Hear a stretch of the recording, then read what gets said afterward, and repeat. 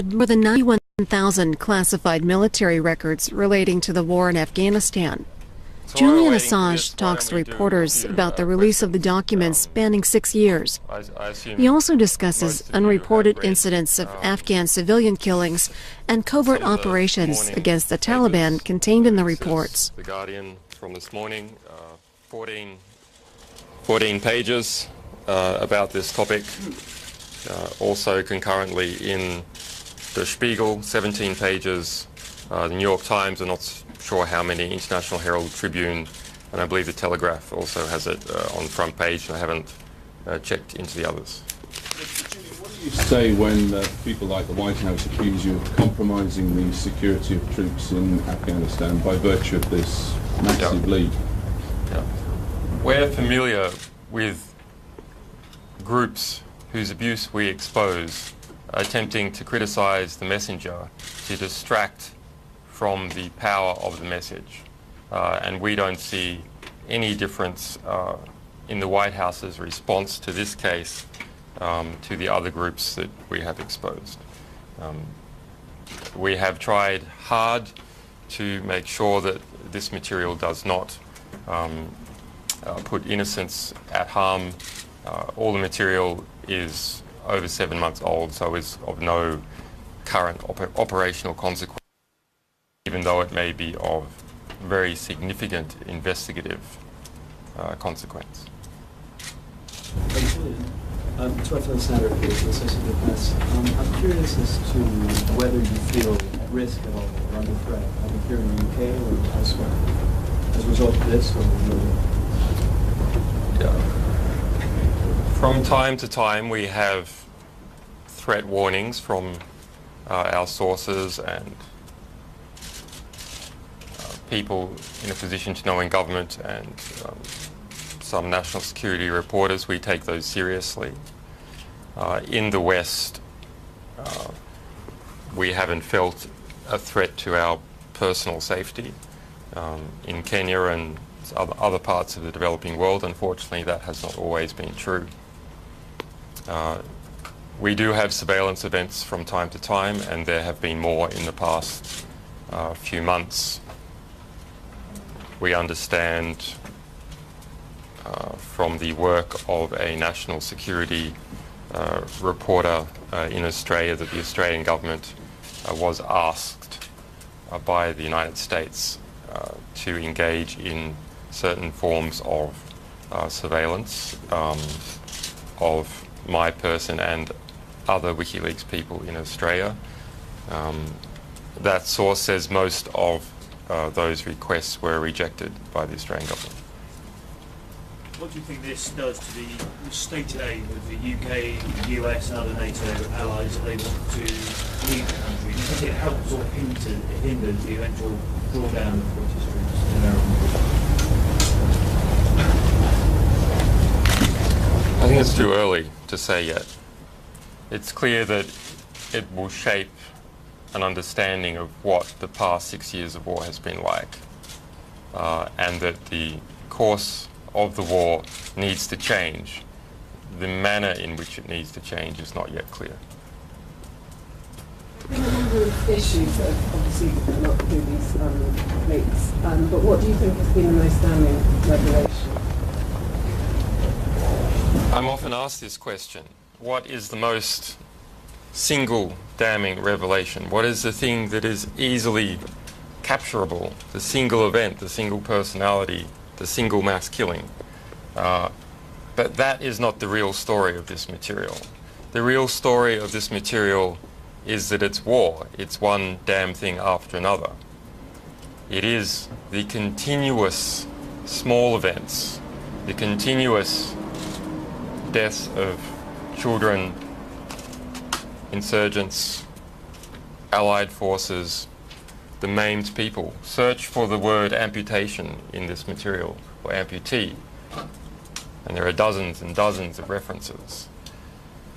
So this is the story of the war since 2004. And like most of the accidents that occur on the road are as a result of cars, not of buses. most of the deaths in this war are as a result of the everyday squalor of war, not the big incidences. That said, of course, there are reports with high kill counts in this material. For example, a single report taking place on August the 9th, 2006 has a kill count of 181. One wounded, 0 detained. What is the circumstance behind that report? Well, it's part of Operation Medusa, but the full circumstance is not yet known. According to the report, an AC-130 gunship, there's a cargo plane which has been fitted out with cannons all along one side, circled around for 3 hours and killed 62 of those people. If we add up all the deaths in that report, we get about 80. The deaths of the other 100 are still unexplained. There are many reports like that that look very suspicious, but the full details are not yet explained. We can see the behavior of Task Force 373, a Special Forces assassination squad, a kill or capture squad, involved in pursuing the JPEL, the Joint Priority Effects List, a euphemism for the US assassination list, kill or capture list in Afghanistan. There are many events associated with that, some that resulted in the deaths of, one that resulted in the deaths of 7 children, and others that resulted in the deaths of a number of other innocents. For that list, we can also see how people get on the list. They seem to be recommended by regional governors in Afghanistan or by intelligence authorities, often with, it appears, little evidence and, of course, no judicial review. Can you say how you came to cooperate with the New York Times, The Guardian, and the Spiegel?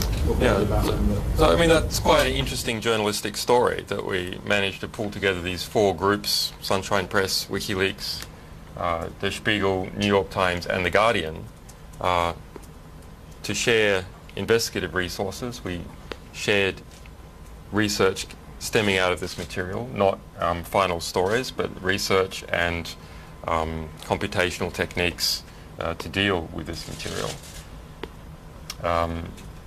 as equal partners, with the exception that we controlled the embargo date and could move that back and forth.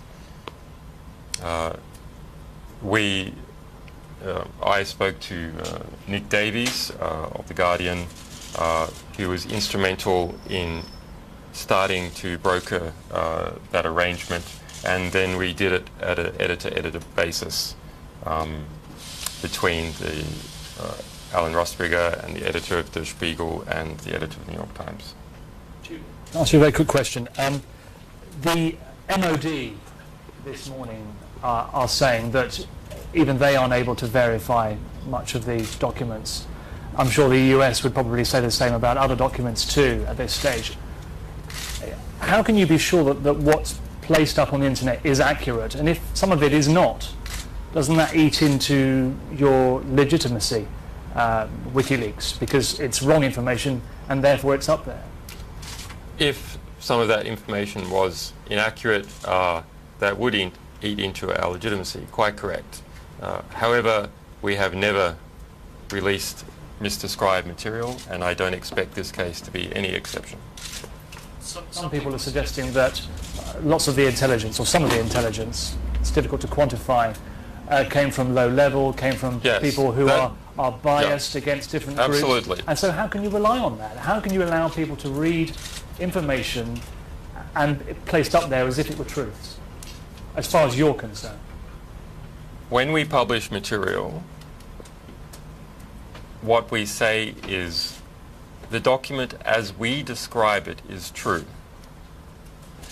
We publish CIA reports all the time that are legitimate CIA reports. That doesn't mean the CIA is telling the truth.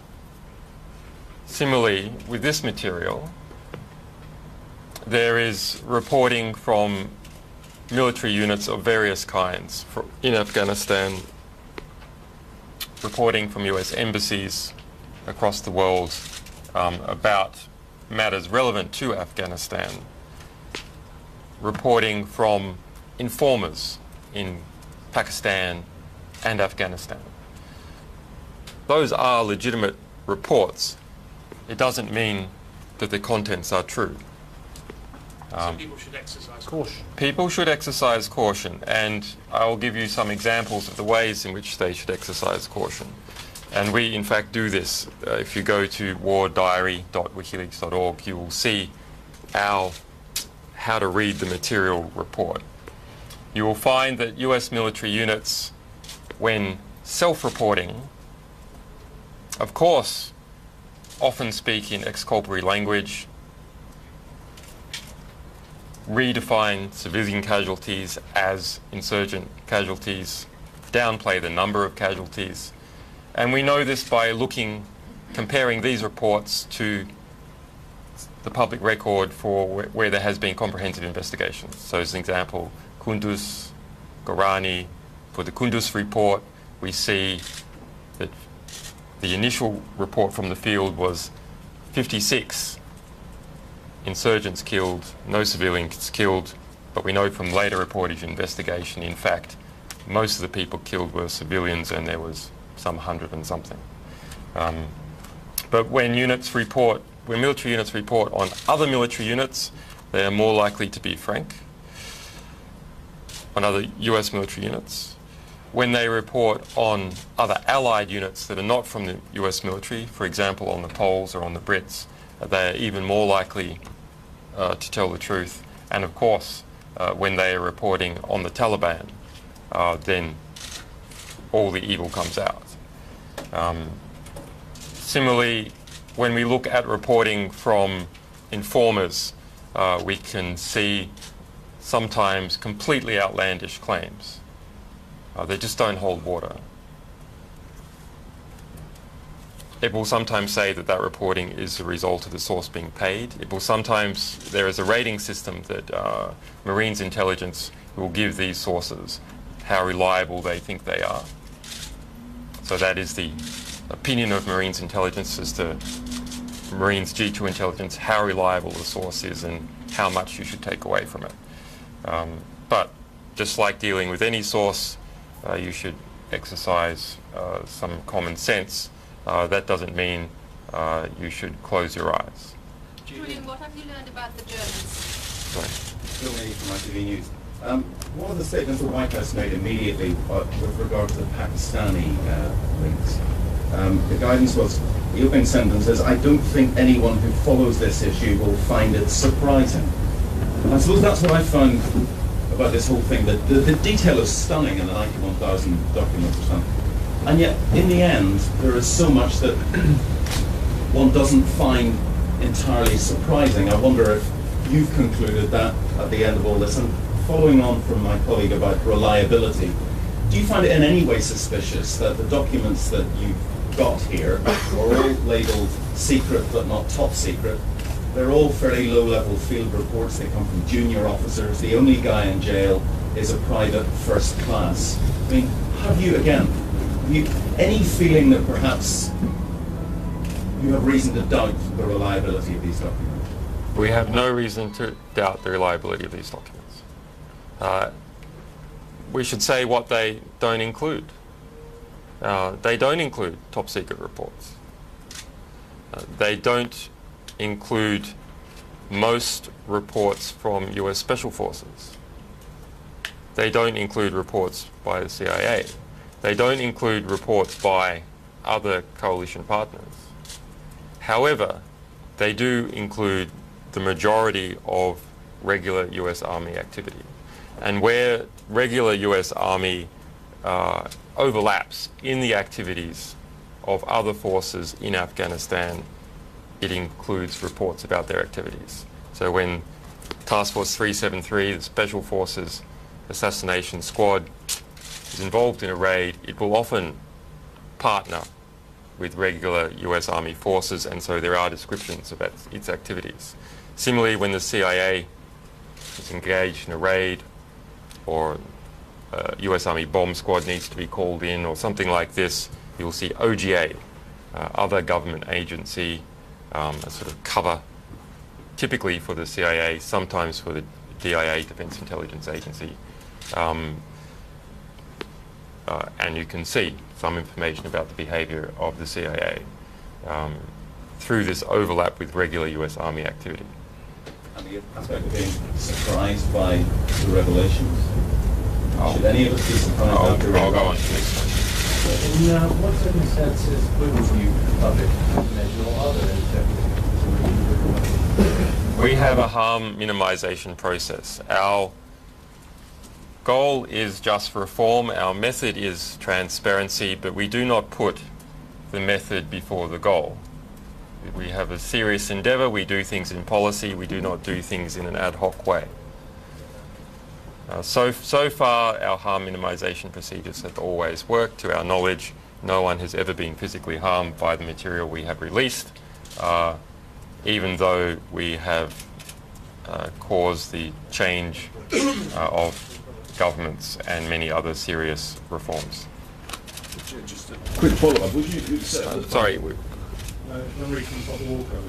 The material that you released applies to the period when the policy of so-called cautious restraint was in place. That policy is now being lifted by US forces. Do you expect that there are similar revelations in the future, that the rate of Afghan civilian deaths would be greater than those you revealed in this document? I don't know enough about that policy to comment meaningfully. I can only say prima facie, if restraints are reduced, there will be more civilian casualties. BBC, you talk about the harm minimisation policies, and this is only relates to the material before 7 months ago. But how do you respond to the charge that you're in no position to know, particularly given the vast amount of material out there, what harm is being done to sources or potential sources in terms of that? And also on the historical point about it all relating from last year, how do you respond to the point one question. Well, how do you respond to the point that the Obama administration would argue that actually you say things must change, that they will argue that things have changed, that this all comes before the surge actually got into operation? One of the interesting things that we have noticed from this material is that at the time that McChrystal took command, with a stated policy intention of reducing civilian casualties, especially from airstrikes, a new field appeared in these reports. A field of credible allegations of coalition forces causing civilian casualties. That appears to have been an attempt by McChrystal to get some handle on the situation, to get some measure on where civilian casualties were occurring as a result of coalition activities. But what we see is that the US Army is an enormous boat that is extremely hard to turn around, and the cover-up of those sorts of crimes begins at the bottom and moves its way to the top. So it is quite hard to enact a new policy and have it filter down to a change in practice. A new policy by Obama does not mean a change of practice by the US military any more than a new policy by McChrystal meant a change in practice by US forces. So these are war crimes? Well, you said cover up. You already asked the question. Sorry. Yeah, but it's an important thing. Chris BBC Radio. Have you and have your partners published all the information that you gave them access to? If they held back, what did they hold back on? And do you have more of this kind of material to come out? You've spoken about the Afghan video, which WikiLeaks is planning to release. WikiLeaks since December has been on a bit of a publishing hiatus in order to do significant re-engineering to cope with the level of submissions we were receiving and the level of public interest in our site. It's actually a very hard engineering task to supply 2 to 5% of the entire world internet-connected population at a single moment with material. And so we're a small organisation trying to understand how to do that and do that in a secure way. As a result, we have built up during that period an enormous backlog of whistleblower disclosures. Additionally, after the collateral murder tape came out, which revealed how 2 Reuters journalists were killed in 2007 in Baghdad, along with 18 to 26 other people, we received a substantial increase in the number of submissions. So now we have an enormous range of material we are trying to get through and trying to keep our promise to our sources in achieving the maximum political impact for that material. But in relation to these in particular, these documents this, in particular, have you released yeah, all of them? this is one of those cases. This is one of the cases of us getting through our backlog. So we have released to the public some 76,000 reports from this set of material. The set itself comprises of over 91,000 reports. We have held back about 15,000 reports of a particular type to undergo a further harm minimisation review. And those some of those reports will be redacted and released as soon as we are able to get through them, and others will be withheld until the security situation in Afghanistan means that it is safe to release them. And by safe, I do not mean safe for military forces, I mean safe for the local population of Afghanistan. Why did you call some of these questions, these actions crimes just now, and then decline to answer the question from my colleague as to what you meant by that? I don't find that interesting question. Well, hang on, you're here to talk about the freedom of expression, and you're refusing to answer questions when they get difficult. That's a little hypocritical. No, you have your phrase, your question. You used the word crimes, and now you're refusing to explain why. Tell us why. You have to wait your turn, and you also have to phrase your questions in a meaningful way. You used the word crimes, not me. Do we have another question? Do you find that difficult? Just curious as to why you decided to limit your form of collaboration with the liberal media outlets, and as a new media platform, why specifically focus on print? Well, I am a print journalist. I mean, we've had one video production so far, so we don't really know how to do TV that well. We had hoped to partner with a network to do a more significant investigation, but limited time and resources eclipse that. We do hope to do that next time. The reason why these 3 organisations, obviously we can't have a journalistic coalition which is too large, sharing everything equally. For logistical reasons it just doesn't hold.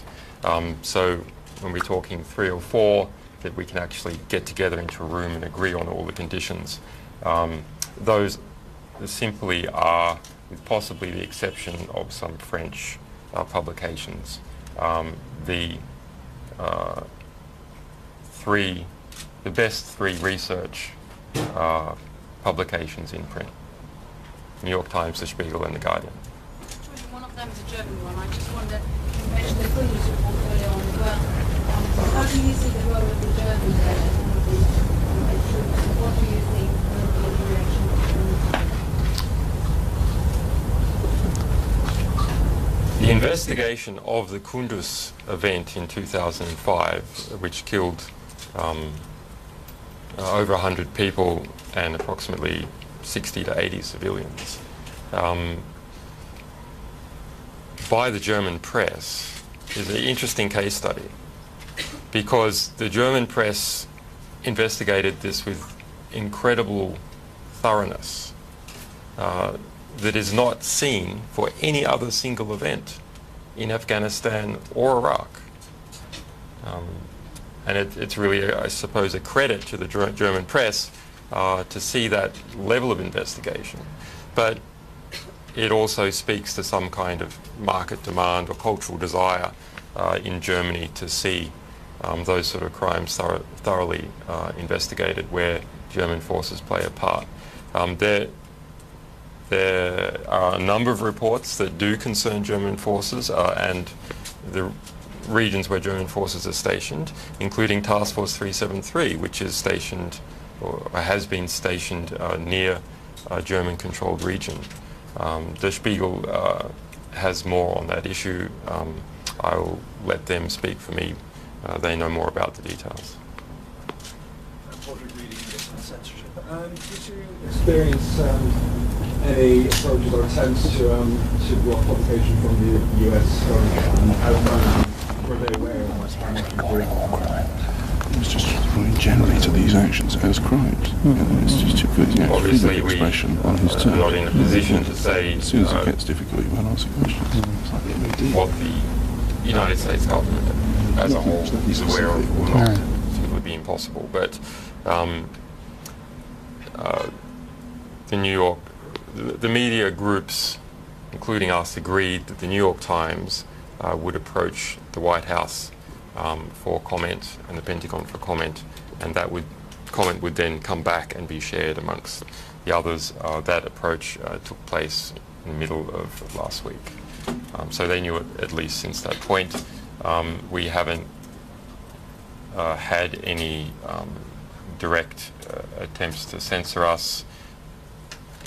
Like every delicate investigation, we have, of course, held things close to our chest, and so have the other media organisations. What, if anything, do you hope to change with the release of this report? Change in foreign policy, more information, a higher public profile, yourself, the site? We give a promise to whistleblowers that come to us. That is our role as the International Public Service, that provided they meet some very simple criteria, like a lawyer, we will represent them fairly to the court, in our case, the court of public opinion. So this submission met that criteria, and therefore we were tasked to keep our promise of getting the maximum political impact for it. And I think we appear to be living up to that promise. That said, of course, some material calls out for more attention, and material which exposes significant human rights abuses tasks us to spend more effort on it. Some of those will be 15,000 documents I think you were talking about earlier on. So presumably within those 15,000 or so documents there are things that you maybe have already seen that might deserve some amount of attention. Being the case, and the fact that you get media coverage whenever these things happen, can you then therefore answer the question that's been asked twice already by a journalist? You mentioned the word crimes. Can you please just be a bit more specific about what you meant by are these crimes committed within these documents? Because unless the question's answered, how do you expect the media to take you seriously down the line when there are potentially more good stories to come out? What is your specific question? You mentioned a while ago war crimes or crimes when you were talking about the documents. You weren't specific. What I'm asking you is to be more specific when you talk about war crimes, or crimes is I think the word you used. I think I was speaking about the issue in general. However, it is up to a court to decide clearly whether something is in the end a crime. That said, prima facie, there does appear to be evidence of war crimes in this material. An example is the Task Force 373 HIMARS missile strike on a house which killed 7 children.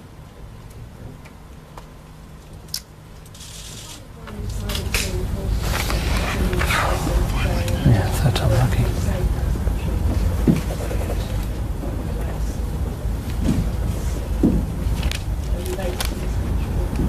Well, on the one hand, as we all know, the United Kingdom is a surveillance state. On the other hand, we do have extensive political, journalistic and community support in this country, and it would only serve our interests, in fact, to be, well, for me to be arrested or detained. I can't imagine that happening in this country, unless there was a miscommunication from the bureaucracy to the political leadership. The political leadership in this country would not tolerate that. The motives of WikiLeaks in all of this are well known, and you've expressed them. I wondered, without revealing your source on this, what your source's motives for releasing this material to you were. Was a motive expressed to you for the release? Yeah, when we get submissions, we typically get a statement. In fact, we require usually a statement from the source about what they want us to do with the material, why it's important, and so on. So yes, the source wanted to call attention to a number of these incidents. Not all the ones that we have found, but some of the ones that we have found, and their perception was, of course, there would be many more, and they appear to be correct. Will WikiLeaks be helping out with Friday Night? Yes, we have committed funds to Mr. Manning's lawyer. We are his JAG team, and they understand that those funds are available at the point that he wishes to choose to engage his civilian counsel. Presently, his JAG, US military legal team, has not chosen civilian counsel. Probably to be independent. The 15,000 documents you talk about, are they similar low level, of the ones that you're looking at further, are they similar low level intelligence reports, or does this include US embassy cables and other documents? There are over 50 US embassy cables in the material that has been released already. The majority of the material that has not been released yet are threat reports. You said earlier on going directly blocked to publish material. Could you give us examples of not directly blocked things? We experience certain, surveillance events from time to time, and our sources have told us something of the decision-making process that was occurring some months ago within the White House. I shouldn't really say more about that, but that the private statements are made within the White House and State Department were concerning. However, those private statements have now synced up to the public statements, which are acceptable, mostly acceptable. Yes. One of the papers you work with suggested that you have access to several million files, which amount to an untold history of American government activity around the world, and that they'd be very controversial. Can you confirm that, and can you give us some flavour of why they're so controversial? We have, in this backlog that we have built up, we have files that concern every country in the world with a population of over 1 million people, including the United States. We won't go into further detail until that material is to be released. That it is not one thing about lots of places, but rather thousands of databases and files about all sorts of countries. When do you hope to clear this backlog? We're working as hard as we can. Have you got a big team? We have a small team of dedicated and overworked people. That said, we also have around 800 volunteers, part-time volunteers, and an extended network of 10,000 people and I suppose loosely 70,000 supporters. But as anyone who will know who's managed an organisation,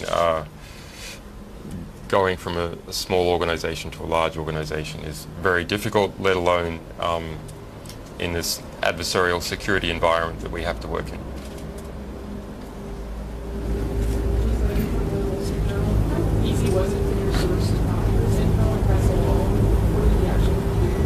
No comment.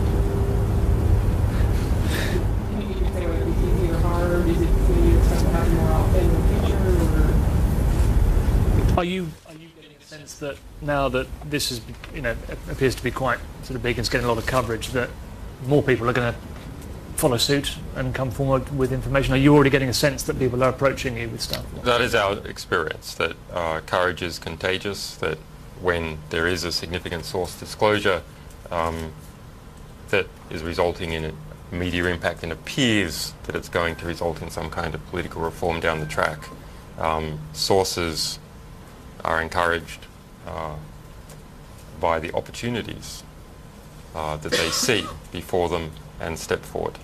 So we expect that to also be true in this case. So the age of the whistleblower entering into it? I hope so. Hope so. Are we concerned at any point about the effect this might have on the ongoing investigation into the charges against the ex-Afghan? Yes. Yes, we were.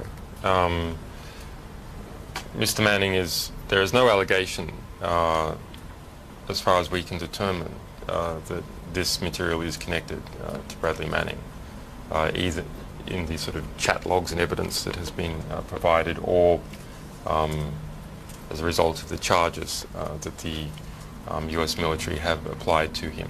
But that said, he is a very high-profile alleged source. In fact, he's the only alleged US military source. So there is, of course, a natural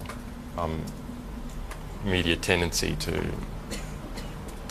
for anything related to US government or US military to try and correlate this to Mr. Manning. But as far as we can see from the public record, there is no evidence of a correlation. If I understood you right, Leon, you said you think you've got more correct details if the troops reported about others than themselves? Yes.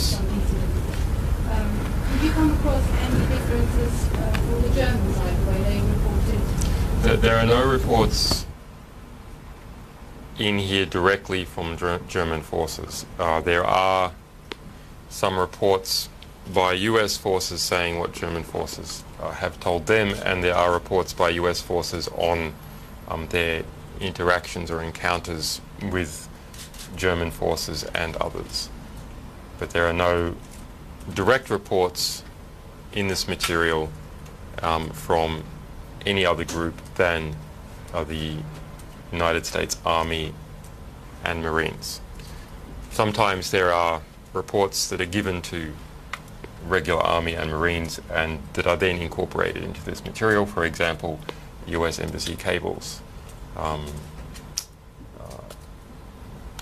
you compare that which was made publicly knowledge to the German public in general, and have a comparison there to the internal file? I'm not across. How do you feel about the Taliban or Al-Qaeda using your material for their own publicity, their own propaganda? That's possible. But where publicity is based on the truth, we do not now call that propaganda. We did in the 1930s, but not anymore. That said, this material does not leave anyone smelling like roses, especially the Taliban. I mean, there are some reports in here, if you add up the figures, of 2,000 people, civilians killed by IEDs. Now, of course, it is wrong to say that all those IEDs were planted by the Taliban. but they were presumably planted by rebel forces of some description in Afghanistan.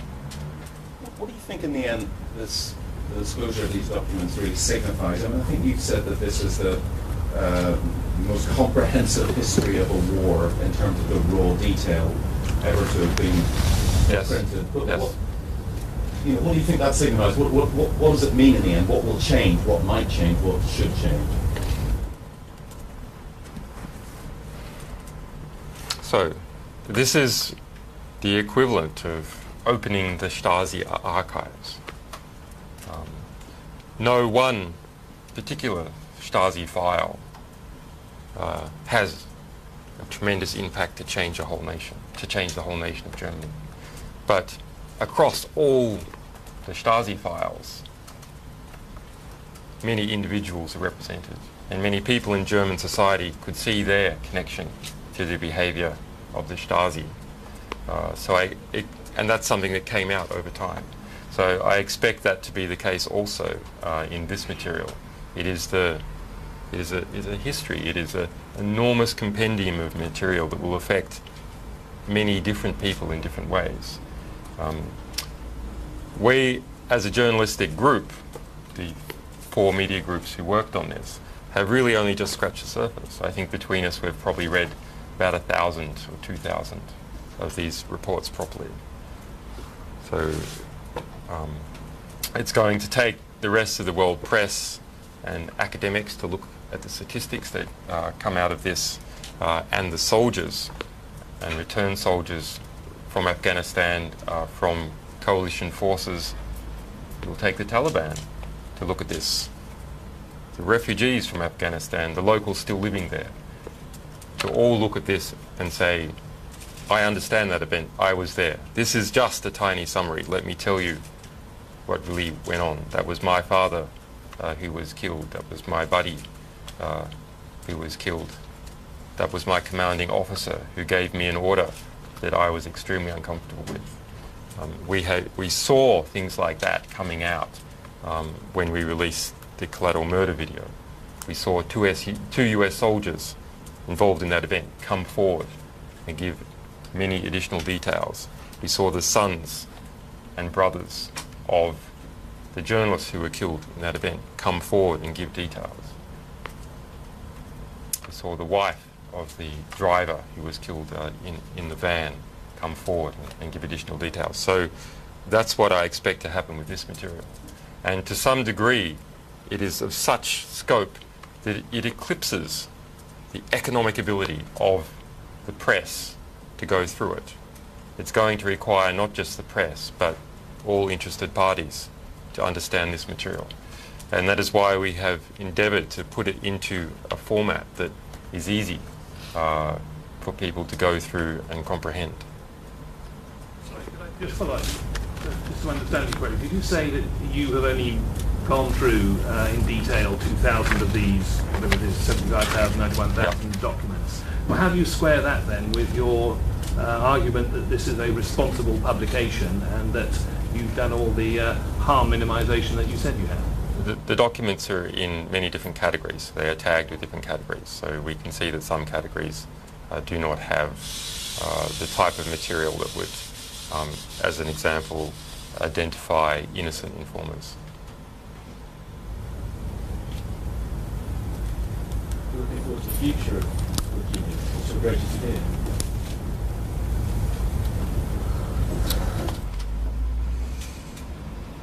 Well, things are going pretty well so far. I mean,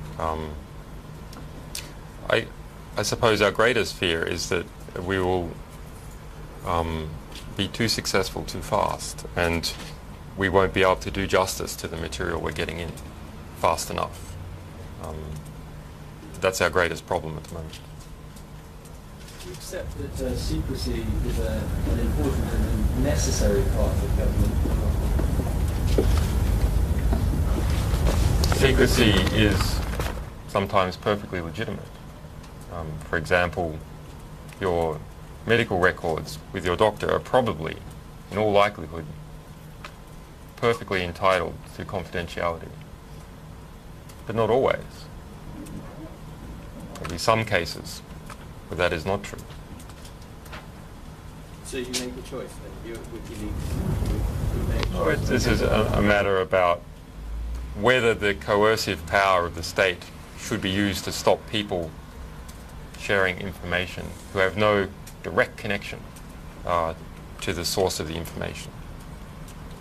So you can't use the coercive power of the state to stop people spreading rumours, to stop people discussing political life. And sophisticated US jurisprudence understands that. And that is why you have things like the First Amendment, which takes the press outside the legislative process, because in the end it is the communication of knowledge which regulates the legislature, which creates the Constitution. Yes?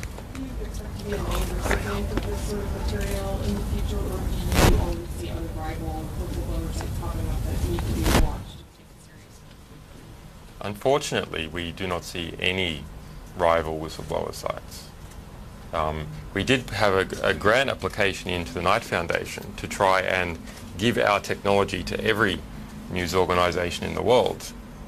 So every newspaper would have submit this material to us using WikiLeaks technology. But that grant application was rejected for political reasons after the collateral murder video. Just to follow up, you mentioned 4 journalistic groups. 2 quick ones is, do you see yourself accountable in exactly the same way that 3 other media organisations have to be accountable? And secondly, given those media organisations focus on driving a profit, what is the commercial arrangement between yourself as WikiLeaks and these 3 organisations who are advertised, etc.? There was no commercial arrangement. Ongoing in terms of the stability of the... No commercial arrangement at all. We have been blessed over the past few months of receiving extensive support by the public, not by foundations, support by journalists and by human rights activists. We have raised $1 million from the general public. As a result, we are enabled to have a sort of fierce independence that larger organisations find more difficult. That said, of course, we are also immediately accountable to the public, because that is where all our money comes from, directly from the public, not from advertisers and not from foundations. Just to clarify about what you want to happen now in terms of governments and prosecutors. What do you want to see done with the information that you've now posted? Now it's out there in the public domain. What do you expect to see happen, and what do you want to happen? Well, we would like to see this material, the revelations that this material gives, be taken seriously, investigated by governments, and new policies put in place as a result, if not prosecutions of those people who have committed abuses. It's important to understand this material doesn't just reveal abuses. This material describes the past 6 years of war. Every major attack that resulted in someone being detained or someone being killed. That tells you how the war is going, where this happened, in what different parts of Afghanistan, what sort of weapon systems were used, which particular military units. Is there a killer unit in the United States military? Because there's been histories of that. You can find out using this data. You can create a simple computer program. We haven't done it yet, but any one of your technical staff can create a simple computer program to add up the kills by unit and find a top kill unit. So that's an example of something that can be immediately extracted from this. So you can really see how the war in Afghanistan is going, and then compare that to government statements and government policy. This is the raw material that ends up on the big boards on the war room. There's even a field in there, D colour, which describes the colour that this material ends up, and it's displayed on the big boards. This is the raw ingredients that lead to Pentagon statistics about civilian casualties, that lead to graphs about how many insurgents are killed. We only ever normally see those figures in aggregate, but now we have all the events that are used to create those figures, and we can understand whether those aggregate figures are in fact accurate or are they distortions. In fact, we can see in many cases where we know what's in this database and we have press sourcing or Afghan government investigation, we can see the disparity between these two. So we can see, in fact, the aggregate figures are based on faulty data. Following the example combined with what you said earlier on, that it's a heavy ship, the ship difficult to turn around and it has to come from the bottom and from the top. Yes. Do you feel that the bottom is reporting in a way is expected from them, or is it their opinion is a different from the top? We see a lot of exculpatory language in these reports from a unit talking about why it killed someone. I mean, why convoy is going on a road, car comes along, goes to overtake, they shoot the driver. And so that unit then reports all the things that it did. And you see, we engaged in escalation of force procedure and we told him to stop and da-da-da-da-da. But then what you look is, if you look across these reports, you see an amazing number of civilians killed by ricochets. So we fired a warning shot and the ricochet ended up killing this person. I mean, it's just not credible that that many people can be killed by ricochets. So we see the, you know, it's like a policeman investigating himself, filing his own report about an alleged crime that he's alleged to have committed. Of course, that sort of reportage, internal reportage, is filled with errors. But it is those initial reports that then lead to investigations. So we can see the field credible allegations of coalition forces causing civilian injuries. That field that was introduced about the same time as General McChrystal took command. We see this unusually, applied to, in an unrepresentative way, non-US forces. So it's US forces talking about the Poles, it's US forces talking about the French, and that label gets applied. When a unit reports its own activities, that label never gets applied. Sometimes one US military unit will apply it to the activities of another US military unit. I mean, this shouldn't be any surprise if you have a basic understanding of how human beings behave.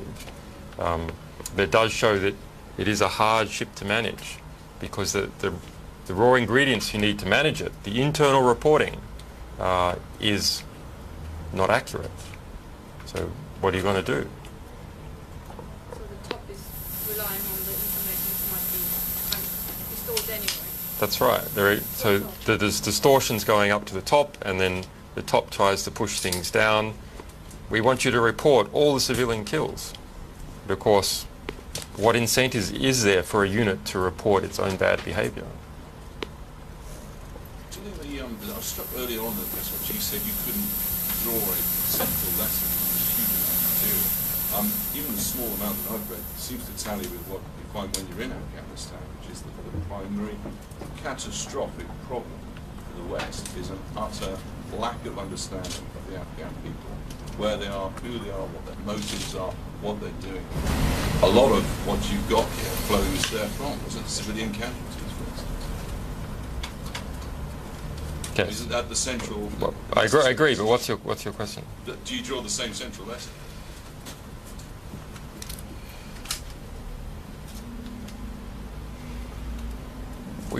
The Afghan people are there's many diverse groups in Afghanistan having different economic basis, different language, different clan affiliations, and yet US troops and British troops are essentially culturally homogenous and all go in there with the same sort of culture, but there's many different regional cultures in Afghanistan. I mean,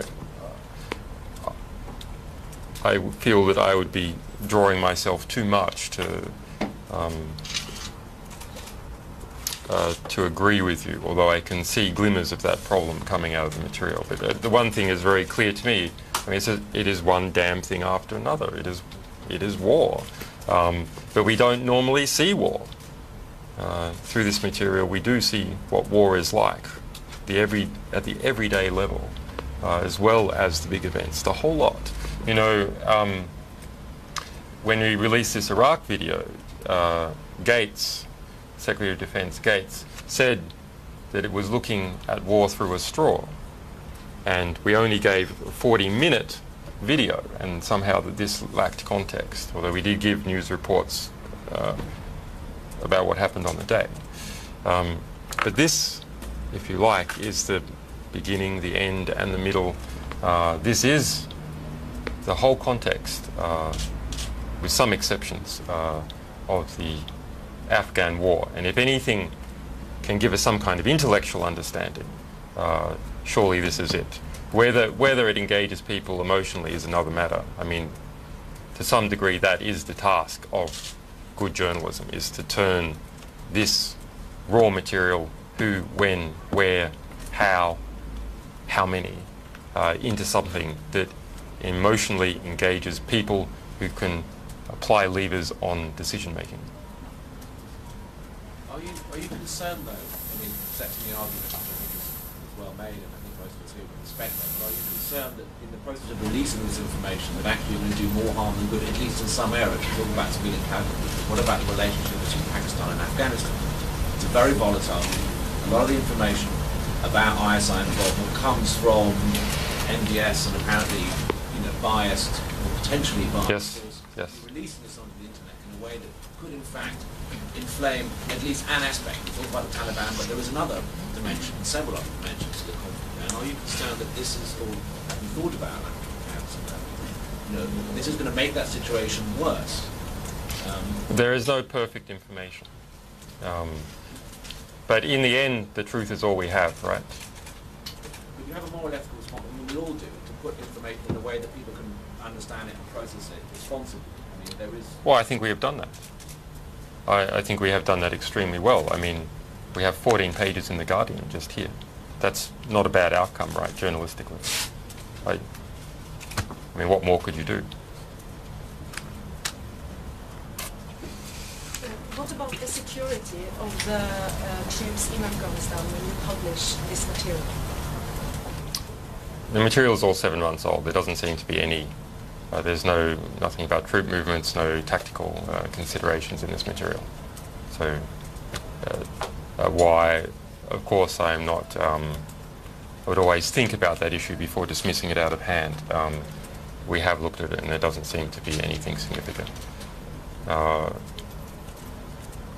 That said, I mean, the revelations of abuses by US and coalition forces may cause Afghanis to be upset, and rightly so. They should treat them better, not conceal abuses that have been undertaken. Why does so much of this material that you publish come from US forces and not from other coalition partners such as the British? Actually, we've published a lot of material from the British. In fact, the Ministry of Defence put in an order to British Telecom, which controls the gateway for MOD, and told them to block all connections going out to WikiLeaks in an attempt to stop British forces leaking us material.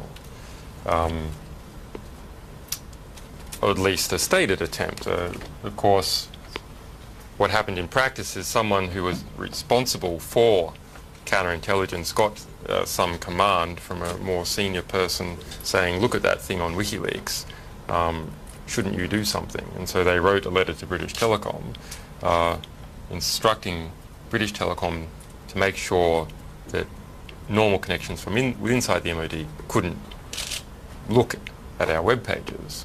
I mean, the result is that those senior people who complain about material that is on WikiLeaks are no longer in a position to complain because they can't read it. It's great. And no investigations because they can't see the material that's there. We discovered this using a proactive FOI that we routinely do for sort of these sorts of organisations that might be trying to investigate our sources. Experienced anything similar German-wise like that? Yes, the BND, the German equivalent of the CIA, their chief Ernst Uller wrote to us demanding the removal of a document exposing corruption in Kosovo, which included information about CIA behaviour in Kosovo. Did you respond at all? Under the threat that we would be prosecuted under German law. Did you respond at all? Yes. Tell me more, Ernst. Tell me more. Precisely what law is it that we are going to be prosecuted under? And eventually BND decided that they didn't want to tell us the law that we would be prosecuted under because, of course, there is no such law.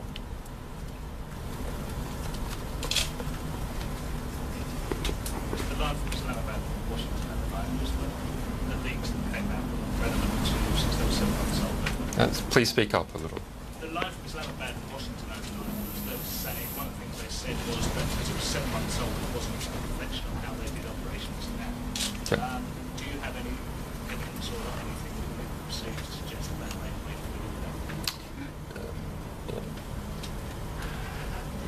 that? We won't comment on what we have not yet released. But that said, we can look at what happened in 6 years, because you have a window of 6 years from 2004 to 2010, and we don't see sudden dramatic shifts when there is a change in policy, as an example, by the changes in policy when the Crystal came on board. I would find it very unlikely if there were any sudden dramatic shifts in the behaviour of US forces or the ISI over the last 7 months, given that there hasn't been any significant change in the prior 4 years. That would seem to be unlikely to me. If there would be any inquiry, though, would you be willing to give the original raw material to get people on insight if there would be a need or if they would request it from a governmental side? What do you mean? Would you open up the material, the raw material which you now have produced basically in the fall? We have made available to the world 76,000 of these reports in CSV format, XML format, SQL format. As a format, you can load the whole lot into Google Earth and plot it by space and time. We have also released all the reports in a browsable interface.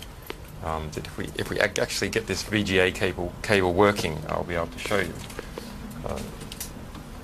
That said, of course, we have not released the precise format that we obtained from our source. I think you have the adapter. Do you have an adapter for that? They reckon you have downstairs.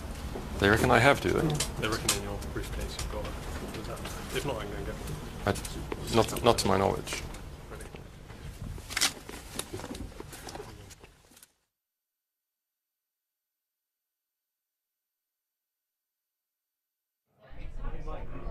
Now we'll.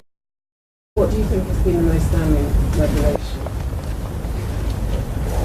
I'm often asked this question. What is the most single damning revelation? What is the thing that is easily capturable? The single event, the single personality, the single mass killing. But that is not the real story of this material. The real story of this material is that it's war. It's one damn thing after another. It is the continuous small events, the continuous deaths of children, insurgents, allied forces, the maimed people. Search for the word amputation in this material, or amputee, and there are dozens and dozens of references. So this is the story of the war since 2004. And like most of the accidents that occur on the road are as a result of cars, not of buses. Most of the deaths in this war are as a result of the everyday squalor of war, not the big incidences. That said, of course, there are reports with high kill counts in this material. For example, a single report taking place on August the 9th, 2006 has a kill count of 181. One wounded, 0 detained. What is the circumstance behind that report? Well, it's part of Operation Medusa, but the full circumstance is not yet known. According to the report, an AC-130 gunship, there's a cargo plane which has been fitted out with cannons all along one side, circled around for 3 hours and killed 62 of those people. If we add up all the deaths in that report, we get about 80. The deaths of the other 100 are still unexplained. There are many reports like that. They look very suspicious, but the full details are not yet explained. We can see the behavior of Task Force 373, a Special Forces assassination squad, a kill or capture squad, involved in pursuing the JPEL, the Joint Priority Effects List, a euphemism for the US assassination list, kill or capture list in Afghanistan. There are many events associated with that, some that resulted in the deaths of, one that resulted in the deaths of 7 children, and others that resulted in the deaths of a number of other innocents. For that list, we can also see how people get on the list. They seem to be recommended by regional governors in Afghanistan or by intelligence authorities, often with, it appears, little evidence and, of course, no judicial review. Could you say how you came to cooperate with the New York Times, The Guardian, and the Spiegel? Yeah, so I mean, that's quite an interesting journalistic story that we managed to pull together these 4 groups, Sunshine Press, WikiLeaks, The Spiegel, New York Times, and The Guardian, to share investigative resources. We shared research stemming out of this material, not final stories, but research and computational techniques to deal with this material as equal partners, with the exception that we controlled the embargo date and could move that back and forth. I spoke to Nick Davies of The Guardian, who was instrumental in starting to broker that arrangement, and then we did it at an editor-editor basis between the Alan Rusbriger and the editor of Der Spiegel and the editor of the New York Times. I'll ask you a very quick question. The MOD this morning are saying that even they aren't able to verify much of these documents. I'm sure the US would probably say the same about other documents too at this stage.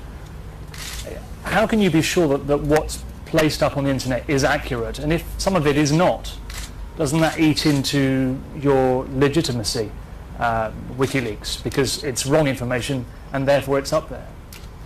If some of that information was inaccurate, that would eat into our legitimacy, quite correct. However, we have never released misdescribed material, and I don't expect this case to be any exception. Some people are suggesting that lots of the intelligence, or some of the intelligence, it's difficult to quantify, came from low level, came from people who are biased against different groups. Absolutely. And so how can you rely on that? How can you allow people to read information and placed up there as if it were truths, as far as you're concerned? When we publish material, from time to time we have threat warnings from our sources and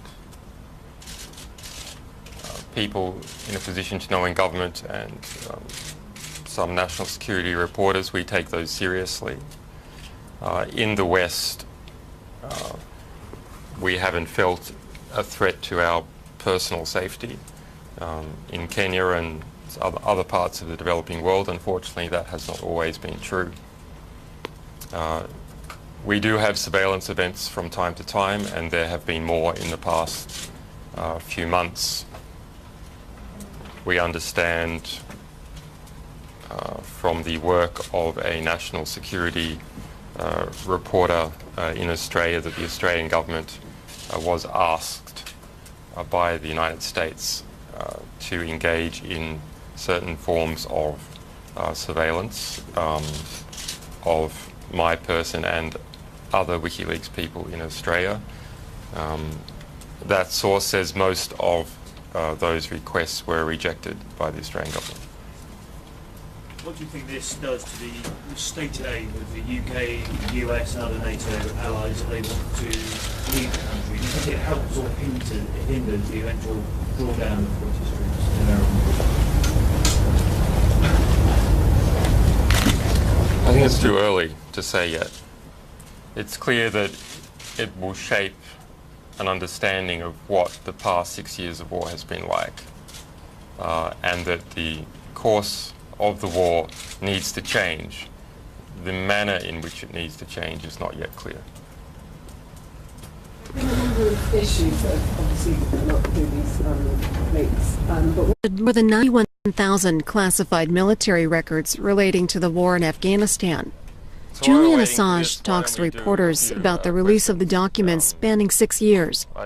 He also discusses unreported incidents of Afghan civilian killings and covert operations against the Taliban contained in the reports. The Guardian from this morning, 14 pages about this topic. Also concurrently in the Spiegel, 17 pages. The New York Times, I'm not sure how many, International Herald Tribune, and I believe the Telegraph also has it on the front page, and I haven't checked into the others. What do you say when people like the White House accuse you of compromising the security of troops in Afghanistan by virtue of this massive leak? Yeah. We're familiar with groups whose abuse we expose, attempting to criticize the messenger, to distract from the power of the message. And we don't see any difference in the White House's response to this case to the other groups that we have exposed. We have tried hard to make sure that this material does not put innocents at harm. All the material is over 7 months old, so is of no current operational consequence, even though it may be of very significant investigative consequence. To reference now report to Associated Press, I'm curious as to whether you feel at risk at all or under threat, either here in the UK or elsewhere, as a result of this or yeah.